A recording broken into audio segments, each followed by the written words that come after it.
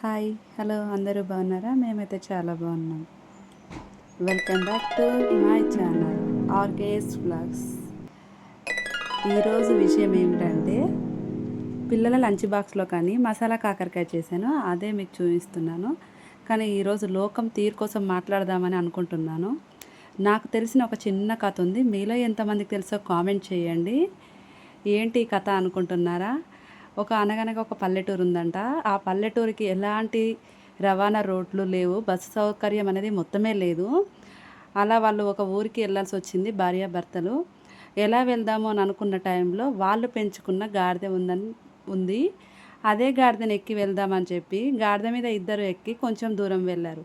కొంచెం దూరం వెళ్ళగానే ఇరుగు పొరుగు వారు చూసి, ఇదేంటి వీళ్ళు ఇంతలా ఉన్నారు, దున్నపోతుల్లాగా ఉండి గాడిద మీద వెళ్తున్నారేంటి అని అనుకున్నారు. అయ్యో ఇదేంటి అందరూ ఇలా అనుకుంటున్నారని చెప్పి అప్పుడు ఆ భార్యాభర్తలు ఇద్దరూ దిగి మామూలుగా నడుచుకుంటూ వెళ్తున్నారు.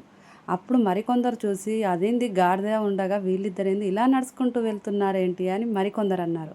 అయ్యో ఇదేంటి ఇలా అంటున్నారని చెప్పి అప్పుడు హస్బెండ్ ఏం చేశాడంటే, నువ్వు ఎక్కువ అని చెప్పి తన భార్యను ఎక్కించి తను ముందుకు నడుస్తూ వెళ్తున్నాడు. మరికొందరు ఏమంటారు, భార్యను ఎక్కించి తిను నడుస్తున్నాడు, దీనికి ఎంత పొగర్రా అని చెప్పి ఆమె లేడీని అంటారు.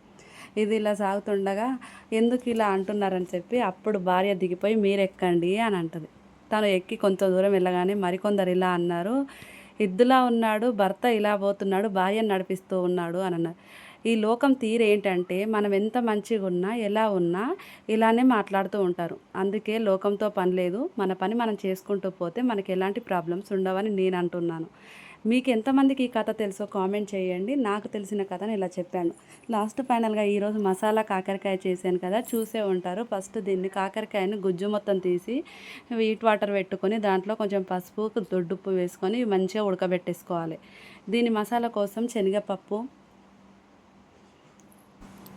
అలాగే మినప్పప్పు, జీలకర్ర, ధనియాలు, కొంచెం మసాలా దినుసులు మంచిగా వేపుకోవాలి. అదే బాండీలో కొంచెం నూనె వేసుకొని ఎల్లుల్లిపాయలు, ఉల్లిగడ్డ వేపుకోవాలి. మంచిగా పచ్చివాసన పోయేంత వరకు వేపుకోవాలి. మనం ఉడకబెట్టుకున్న కాకరకాయను మొత్తం మీద వాటర్ లేకుండా మంచిగా గట్టిగా వంపేసుకోవాలి. ఇప్పుడు మనము మసాలా కోసం మనం చేసుకున్న మసాలా దినుసులు, ఉల్లిగడ్డని మంచిగా మెత్తగా పేస్ట్ చేసుకోవాలి. అందులోనే ఉప్పు, కారం సరిపడినంత వేసుకొని దాన్ని మెత్తగా గ్రైండ్ చేసుకోవాలి. ఇదే అండి, లోకం తీరు ఇలా ఉందని చెప్తున్నాను. మీకు ఎంతమందికి తెలుసో కామెంట్ చేయండి. నాకు తెలిసినంత వరకు ఇలా ఉండడం పద్ధతి కాదని నేను చెప్తూ ఉంటాను. ఒక్కొక్కరి స్టైల్ ఒక్కొక్కలాగా ఉంటుంది కదా. అలా అని చెప్పి వాళ్ళు వీళ్ళు అన్నారని మనం పట్టించుకుంటే ముందుకు వెళ్ళలేము. అలా అని చెప్పి లోకాన్ని మొత్తమే పట్టించుకోకపోతే కూడా బాగుండదు కదా. కొంచెం చూసుకుంటూ మెదలాలి. లాస్ట్ ఫైనల్గా దీన్ని ఒక కడాయి పెట్టుకొని దాంట్లోకి సరిపడినంత కరివేపాకు, అల్లం వెల్లుల్లి పేస్ట్, కొంచెం పసుపు వేసుకొని కొంచెం పచ్చివాసన పోయేంత వరకు వేపుకున్నాక మనం మసాలా పెట్టి రెడీగా పెట్టుకున్న కాకరకాయ ముక్కలు నీళ్ళనే వేసి చిన్నని మంట మీద ఒక 10 to 15 మినిట్స్ ఉంచాలి.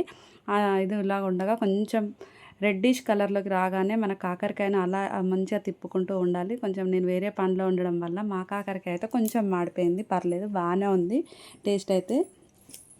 మీకు ఎంతమందికి తెలుసో కామెంట్ చేయండి. ప్లీజ్ సబ్స్క్రైబ్ చేసుకోండి. వీడియోస్ అయితే చూస్తున్నారు కానీ సబ్స్క్రైబ్ చేసుకోవట్లేదు, కొంచెం సబ్స్క్రైబ్ చేసుకోండి. ఈరోజైతే నేను కాకరకాయ ఫ్రై ఇలా చేశాను. మా పిల్లలకి చాలా ఇష్టం, మంచిగా తింటూ ఉంటారని చెప్పి ఇలా చేశాను. మీకు ఎంతమందికి ఇలా తెలుసో కామెంట్ చేయండి. ఫైనల్గా లాస్ట్గా కాకరకాయ ఫ్రై అయిపోయింది. లేటే అయిందండి మా బాబుకి, కానీ తప్పదు కదా, వాళ్ళకి ఇష్టం అని చెప్పి ఇంక ఇదే లంచ్ బాక్స్లోకి పెట్టేశాను. మీ పిల్లలు ఎంతమంది కాకరకాయ తింటూ ఉంటారో చెప్పండి. కాకరకాయ చేదు అంటారు కానీ వండే విధానంలో వండితే చాలా బాగుంటుందండి. నేను వండుతాను, బాగానే ఉంటుంది. లాస్ట్ ఫైనల్గా కాకరకాయ ఇలా అయిపోయింది. మా కాకరకాయ కర్రీ రెడీ అయిపోయింది. ఈరోజు నేను మీషో నుంచి అయితే ఒకటి తెప్పించాను. అదేంటి అనుకుంటున్నారా? ఏం లేదండి, కొత్తగా మొబైల్ తీసుకున్నాను కదా, ఇది కొత్త ఫోన్ అవ్వడం వల్ల, కొత్తగా లాంచ్ అవ్వడం వల్ల దీనికి పౌచెస్ అయితే ఎక్కడ దొరకలేదు బయట. ఆఫ్లైన్ అయితే కష్టమైపోయింది, అందుకని ఆన్లైన్లో సెర్చ్ చేసాము, దొరికింది. దీని కాస్ట్ అయితే 165 రూపీస్ పడ్డది. పర్లేదు బాగానే ఉంది. ఇంకా ఆఫ్లైన్లో దొరకనప్పుడు ఆన్లైనే బెటర్ కదా. ఎస్ అంటే ఏంటో అనుకోకండి, మా హస్బెండ్ పేరు సురేష్, అందుకని ఎస్ అని తీసుకున్నాను. మొత్తం మీద నాకు పౌచ్ కూడా వచ్చింది. ఇంకా గ్లాస్ ఒకటి వేయించుకోవాలి, కొంచెం ప్రాబ్లం అవుతుంది. నెక్స్ట్ గ్లాస్ కూడా వేయించుకుంటాను. ఓకే అండి, thank you for watching. Please subscribe.